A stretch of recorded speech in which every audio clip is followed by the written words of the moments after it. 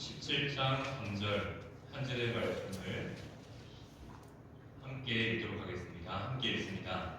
영생은 곧 유일하신 참 하나님과 그가 보내신 자 예수 그리스도를 아는 것이니라.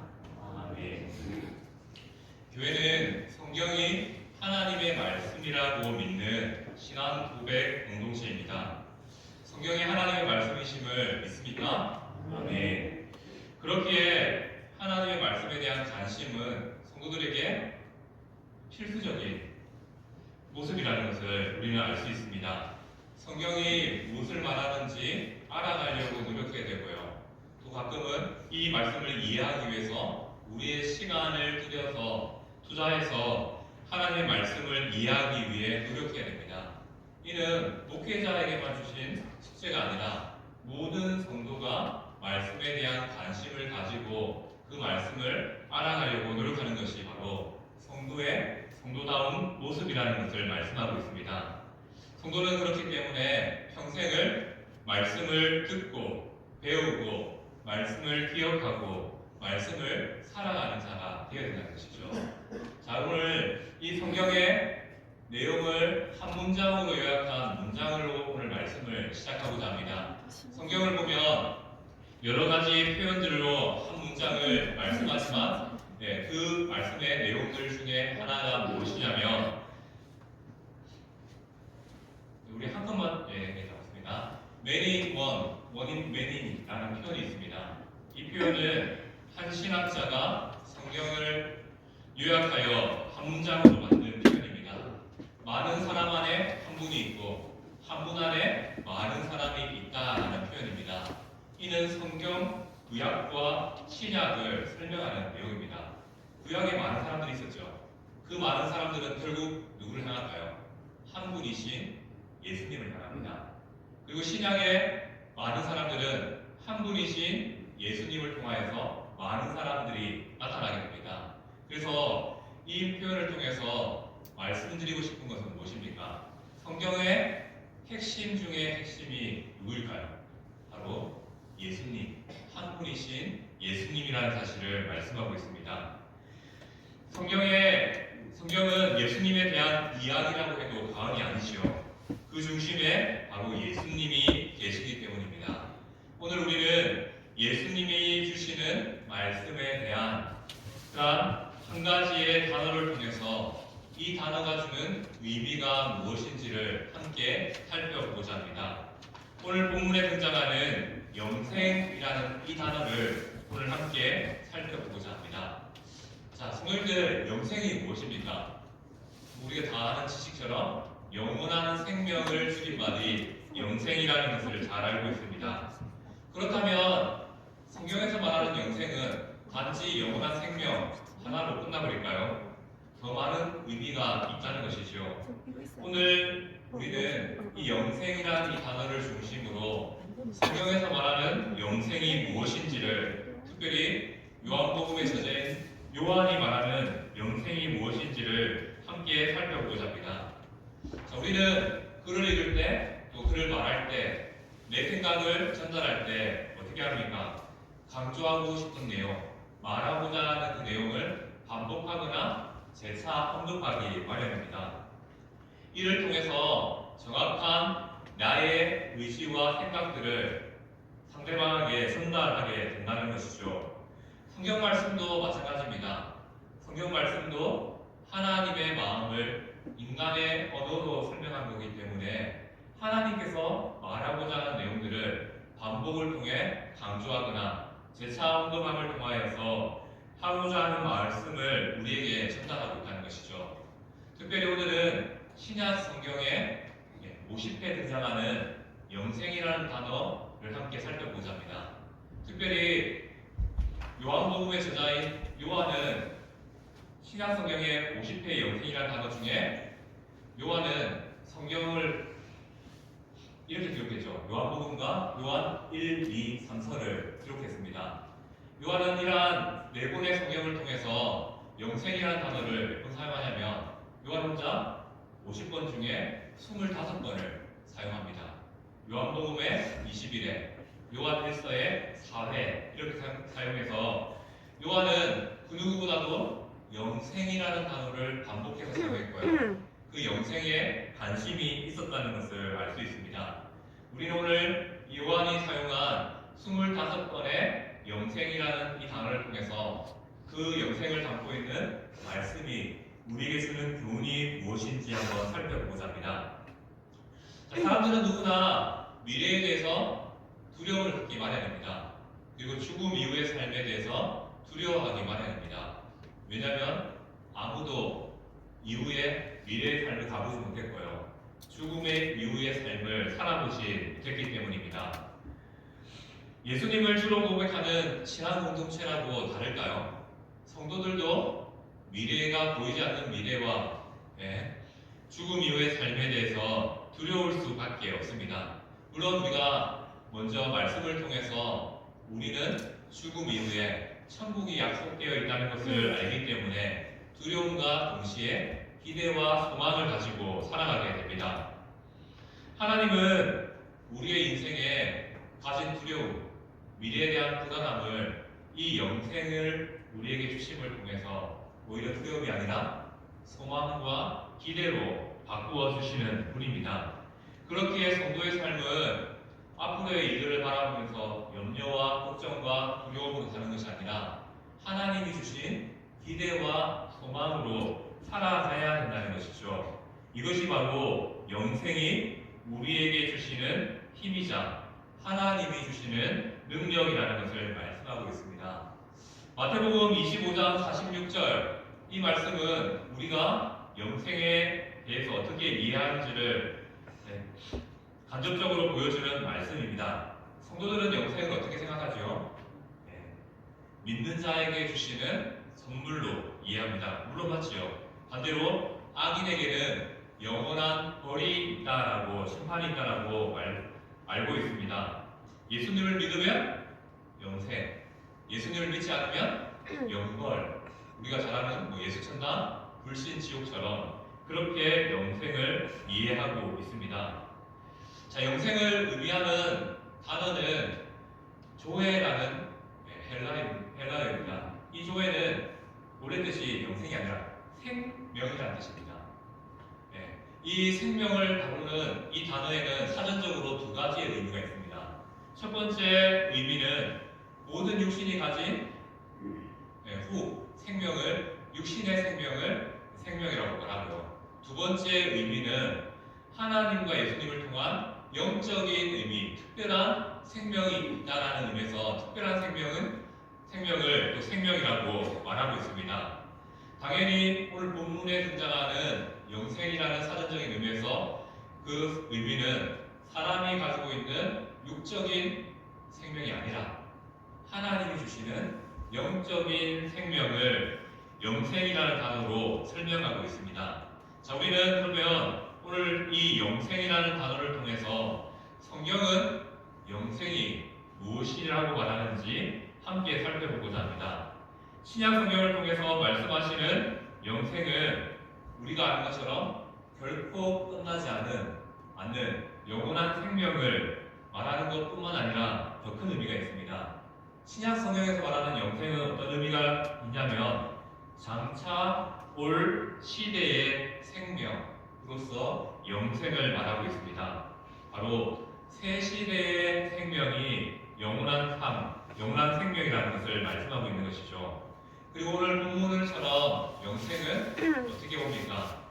유일하신 참 하나님과 그가 보내신 예수 그리스도를 알므로 믿음으로 얻게 된다라고 말씀하고 있습니다. 영생은 바로 영원한 생명이라는 의미도 있지만 또 다른 의미, 새로운 시작이라는 의미가 담겨 있습니다. 바로 영생은 거듭남, 새로운 삶의 시작이라는 뜻을 담고 있다는 것이죠. 이 영생은 어떻게 우리의 삶에 주어집니까? 예수님과의 인격적인 만남을 통해서 주시는 선물이 영생입니다. 우리의 삶이 예수님과 관계가 맺어지면 그 예수님의 생명이 우리에게 전달되어서 우리에게 영생이라는 놀라운 선물을 얻게 되고 예수님과의 관계를 통해서 영생이라는 새로운 삶을 살아가게 된다는 것이죠. 그렇기에 영생은 하나님께서 성도들에게 주신 선물입니다. 또한 영생은 새로운 삶을 살게 하시는 힘이자 능력이 된다는 것이죠. 자, 영생과 예수님을 우리는 떼어놓고 생각할 수 없습니다. 우리가 잘 아는 요한복음 3장 16절 말씀입니다. 함께 읽겠습니다. 하나님이 세상을 이처럼 사랑하사 독생자를 주셨으니 이는 저를 믿는 자마다 멸망치 않고 영생을 얻게 하려 하심이다. 아멘. 영생은 바로 하나님께서 우리를 사랑하신 결과가 우리에게 주어진 영생이라고 말씀하고 있습니다. 하나님은 우리를 어떻게 사랑하셨습니까? 우리에게 영생이라는 새로운 삶을 주시기 위해서 태초부터 우리의 구원을 계획하셨고, 우리가 예수님을 찾을 수 없기에 예수님이 친히 우리의 인생에 찾아오셔서 우리를 만나주심을 통하여서 우리에게 믿음을 일으켜 주셨습니다. 바로 그 믿음의 결과가 영생이라는 놀라운 선물로 새로운 삶으로 우리에게 주어졌다는 것이죠. 바로 하나님께서 우리를 사랑하신 결과가 영생이라는 겁니다. 우리가 예수 그리스도를 믿음으로 받은 그 구원이 영생이고, 하나님께서 우리를 사랑하여 주셔서 지금 우리가 이 자리까지 있고, 또 하나님이 주신 그 선물이 영생이라는 것을 말씀하고 있습니다. 그렇기 때문에 영생은 하나님 중심적입니다. 하나님 없이 영생이 설명될까요? 하나님밖에 영생이 있을 수 있을까요? 없다는 겁니다. 영생은 우리가 무엇인가를 노력해서 받는 것이 아니라 철저히 하나님 중심적, 하나님이 계획하시고 하나님이 주셔야지 우리가 얻을 수 있다는 것이죠. 하나님은 태초부터 예수님을 믿을 자를 선택하셨고 그들에게 예수님을 통해서 영생을 주시기로 계획하셨다는 것이죠. 선택한 자만이 성령 하나님의 도우심으로 말미암아 예수님을 주로 고백하고 그 고백의 결과로 영생, 새로운 삶, 거듭남의 삶을 선물 받았다는 것이죠. 그리고 요한복음 12장 50절 말씀을 보면 영생은 예수 그리스도의 명령이라고 말씀하고 있습니다. 그렇다면 우리는 어떻게 이 영생을 얻을 수 있을까요? 영생의 전제는 하나입니다. 바로 믿음입니다. 예수님을 믿는 믿음이 영생의 삶의 시작이라는 것을 말씀하고 있습니다. 그리고 성경은 믿음은 어떻게 일어날까요? 바로 하나님의 말씀을 통해서 우리 안에 믿음이 일어나고 시작된다라고 말씀하고 있습니다. 그리고 하나님께서는 우리의 삶에 영생을 허락하여 주시기 위해서 바로 이 말씀을 우리에게 주셨고 그 말씀을 믿는 믿음을 주셨다는 것이죠. 요한복음 5장 39절 말씀은 이렇게 말씀합니다. 함께 읽겠습니다. 너희가 성경에서 영생을 얻는 줄 생각하고 성경을 연구하거니와 이 성경이 곧 내게 대하여 증언하는 것이니라 라고 말씀합니다. 우리가 영생을 얻기 위해서 말씀을 가까이 하고 말씀을 읽어야 됩니다. 하지만 그 말씀의 핵심은 무엇입니까? 바로 예수님을 알게 하심을 통하여서 예수님을 만나게 하심을 통하여서 우리에게 주어지는 선물이 영생이라는 것을 말씀하고 있습니다. 그렇기에 영생은 하나님의 말씀을 떠난 특별한 체험이나 특별한 임무를 통해서 얻게 되는 것이 아니라는 것이죠. 오직 말씀을 통해서 예수님을 만날 때 그 만남의 관계를 통해서 우리에게 주시는 선물이 영생이라는 것을 말씀하고 있습니다. 그래서 내가 예수님과 관계없이 영생할 수 없다는 것이죠. 예수님을 손잡고 있을 때, 예수님과 우리가 함께 살아갈 때 우리의 삶에 영생이 선물로 주어진다는 것입니다. 그렇게 말씀을 통해 우리는 늘 예수님과의 관계를 끊지 않고 이어가야 된다는 것이죠. 또한 요한일서 5장 20절 말씀은 이렇게 말합니다. 예수님 안에 영생이 있다. 예수님이 하나님이시고 영생이다라고 말씀하고 있습니다. 우리는 예수님을 만날 수 있는 방법이 바로 말씀을 통해서이고, 그 말씀을 통해서 하나님은 우리로 하여금 예수님을 만날 수 있도록 해주신다는 것입니다. 성도들은 성경책을 들고 있기 때문에 구원받는 거 아니라는 것이죠. 말씀을 통해서 예수님을 만남을 통하여서 우리 안에 구원이라는 놀라운 은혜가 입혀진다는 것이죠. 말씀을 통해서 인격적인 예수님을 만날 때 성경에서 말하는 바로 생명의 떡과 생명의 물을 마실 수 있는 것입니다. 그로 말미암아 예수님과의 만남을 통해서 우리 안에 영생이라는 놀라운 새로운 삶이 시작되었다는 것이죠. 예수님은 말씀을 통해서 우리를 만나 주신다는 것입니다. 우리는 이러한 삶을 기억하며 살아가야 한다는 것이죠. 결국 우리가 영생을 얻을 수 있는 방법은 무엇입니까? 이 말씀 속에서 누구를 만나야 되겠습니까? 예수님을 만날 때 그 만남의 관계가 바로 우리에게 주어지는 영생이라는 선물이라는 사실을 우리는 기억해야 됩니다. 그로 예수님을 믿지 않고 영생을 얻을 수 없다는 것이죠. 예수님밖에 영생이 없다는 것입니다. 그리고 우리는 오늘 말씀을 통해서 다시 한 번 더 우리의 신앙을 고백할 수 있어야 됩니다. 나는 예수님을 믿음으로 말미암아 영원한 생명, 새로운 삶, 새로운 시작의 삶을 시작했다라는 것입니다. 그렇다면 요한이 사용한 25번의 영생이라는 단어는 두 가지의 삶으로 요약됩니다.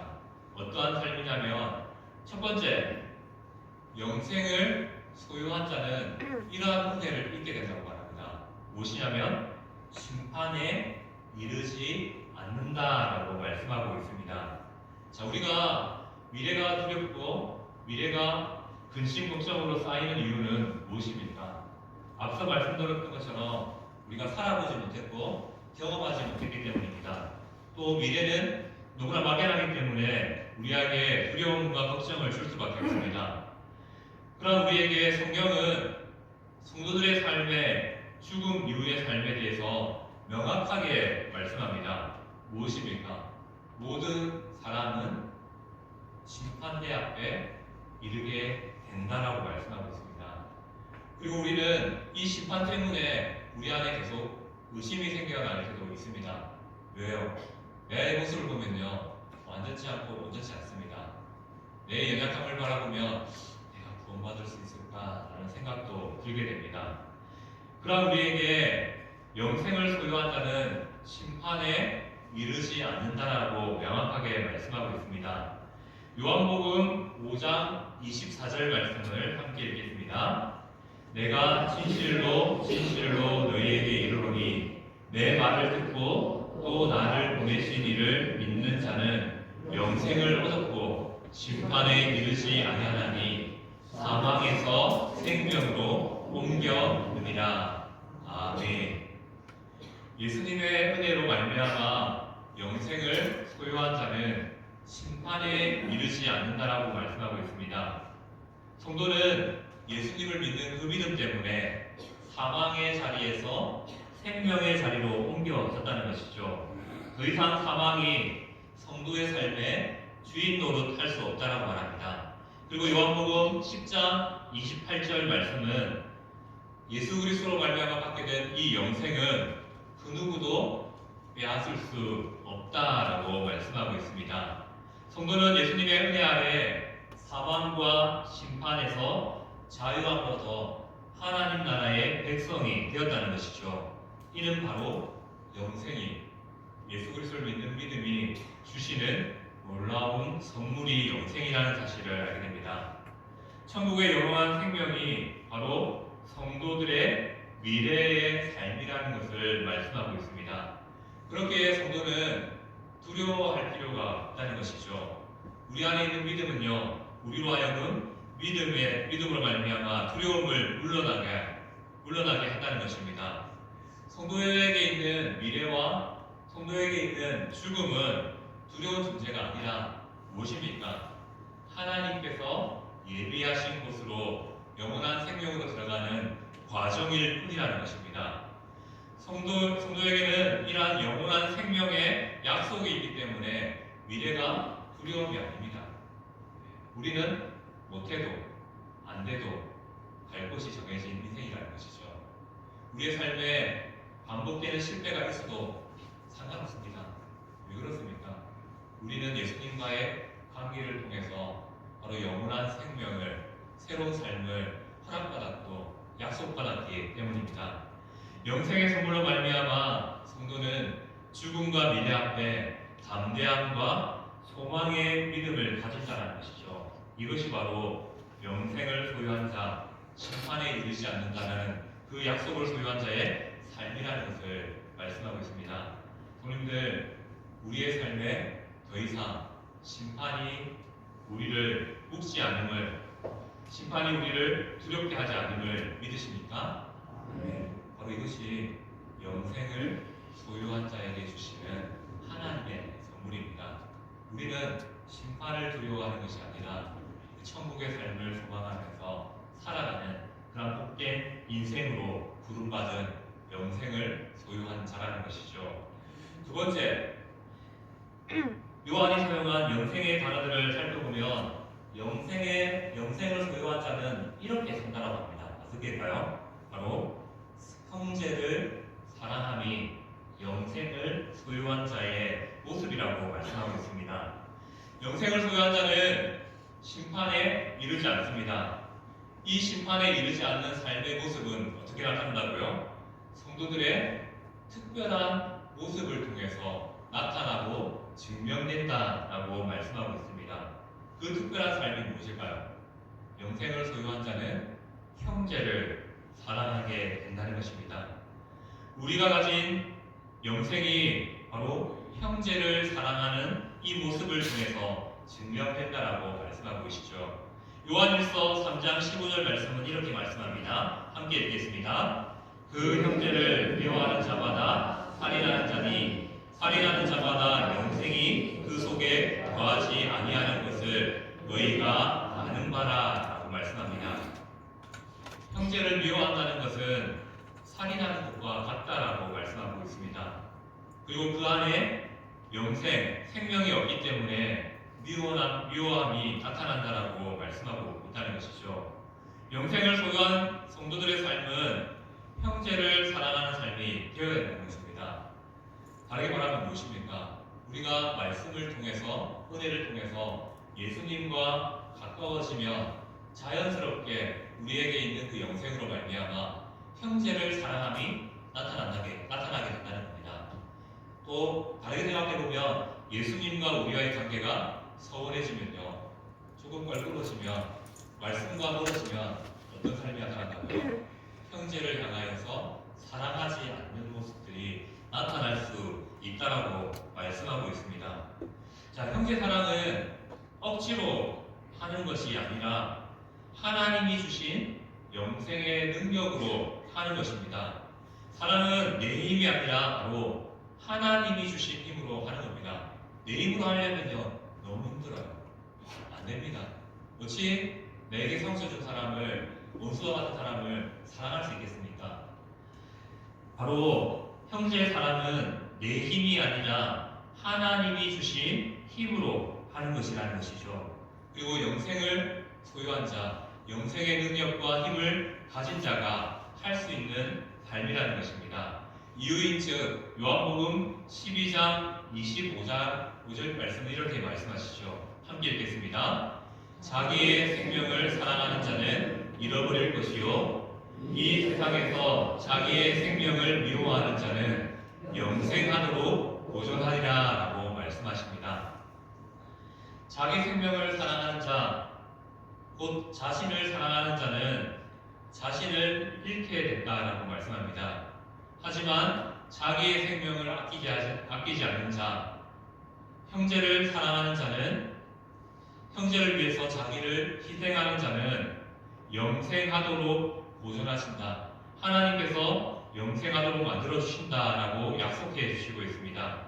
바로 영생을 소유한 자의 모습은 형제를 사랑함으로 자기를 희생함으로 나타난다라고 말씀하고 있는 것이죠.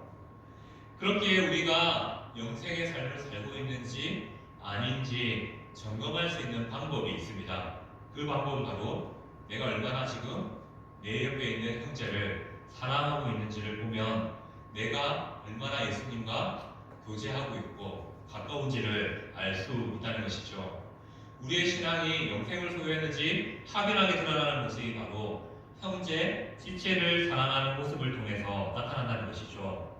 예수님이 주신 믿음의 은혜, 영생의 능력은, 새로운 삶은 형제를 사랑하게 만드는 놀라운 힘으로 나타난다는 것입니다.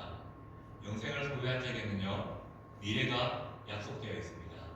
결코 심판에 이르지 않는다는 것이죠. 또한 영생을 소유한 자에게는 내가 할 수 있는 것이 아니라 하나님이 주신 힘으로 사랑하는 그러한 형제를 사랑하는 모습이 나타나게 된다는 겁니다. 그래서 예수님을 믿는 자에게는 놀라운 일들이 나타나죠. 어떤 겁니까? 우리가 이 많은 선교사님들의 이야기를 듣습니다. 죽을 줄 아는데 그 복음을 들고 그들에게로 갑니다. 그리고 예상했던 대로 한마디 말도 하지 못한 채 죽음을 맞이한 많은 선교사님들의 이야기를 잘 알고 계실 겁니다. 영생을 소유한 자는 미래가, 죽음이 결코 두렵지 않습니다. 왜? 하나님께서 약속하신 천국의 삶을 확신하기 때문이죠. 그리고 그 천국을 확신하는 사람은 형제를 사랑하는 모습으로 나타난다는 것입니다. 오늘 말씀을 결론 짓겠습니다. 영생은 어떻게 우리의 삶에 주어집니까? 예수님과의 관계를 통해서 우리에게 주어집니다. 내가 바라고 구한다고 없는 것이 아니죠. 오직 예수님과 나의 1대1 관계를 통해서 우리에게 주시는 것이 영생입니다. 그렇다면 우리는 이 영생을 위해서 할 수 있는 일이 없을까요? 할 수 있는 노력이 하나 있습니다. 무엇이겠습니까? 하나님의 말씀을 가까이 하는 겁니다. 물론 말씀만 읽는다고 예수님을 만나는 것은 아닙니다. 말씀을 가까이 할 때 성령 하나님께서 우리의 마음 가운데 자정해 주시고 그 성령 하나님이 예수님을 깨닫게 하여 주시는 능력을 베풀어 주십니다.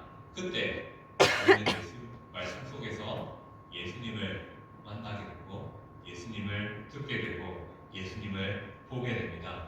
그리고 그 만남이 우리의 삶에 영생이라는 새로운 선물의 삶으로 시작된다는 것이죠. 그렇게 우리는 이 성경 말씀을 가까이 함을 통해서 예수님과의 관계를 더 깊이, 더 넓게 만들어 나가야 한다는 것입니다. 그렇게 살아갈 때 우리는 영생을 약속받아 더 이상 미래가 두렵지 않습니다. 성도는 못해도 천국입니다. 실패해도 천국입니다. 그 삶을 하나님께서 우리에게 약속해 주셨다는 것이죠. 그래서 우리가 미래를 두려워하는 것이 아니라 우리는 하나님과 나의 관계, 예수님과 나의 관계를 두려워하며 살아야 한다는 것입니다.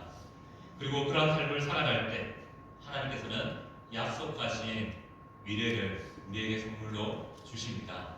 또한 그 약속하신 미래를 형제를 사랑함을 통해서 살아가게 만들어 주신다는 것이죠. 형제 사랑은 영생을 소유한 성도의 선택 상황이 아니라 필수라는 것입니다. 형제를 미워함으로 심판의 자리에 서는 것이 아니라 성도는 영생을 소유한 자로서 하나님 앞에 부끄럽지 않는 삶을 살아야 한다고 말씀하고 있습니다. 이것이 바로 성경에서 말하는 영생의 삶이며 또 하나님이 주신 영생의 약속임을 말씀하고 있습니다.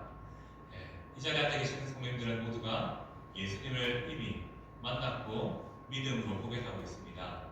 이것은 다른 의미로 우리는 이미 영생을 소유한 자가 되었다는 것입니다.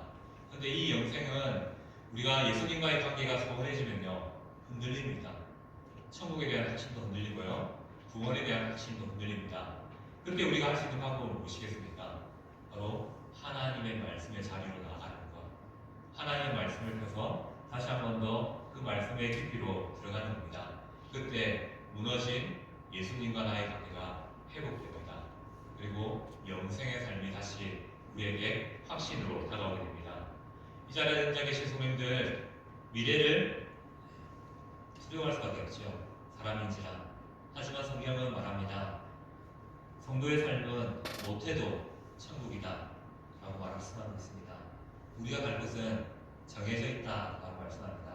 그러니 믿음을 가지고 모든 일에 도전해 보시고 또 살아보시는 성도 되시길 소망합니다. 실패도 하나님이 우리의 인생 마지막을 책임져 주신다라고 말씀합니다. 그리고 그 자리를 형제를 사랑함을 통해서 더 아름답게 바꾸어가는 성도 되시기를 축복합니다.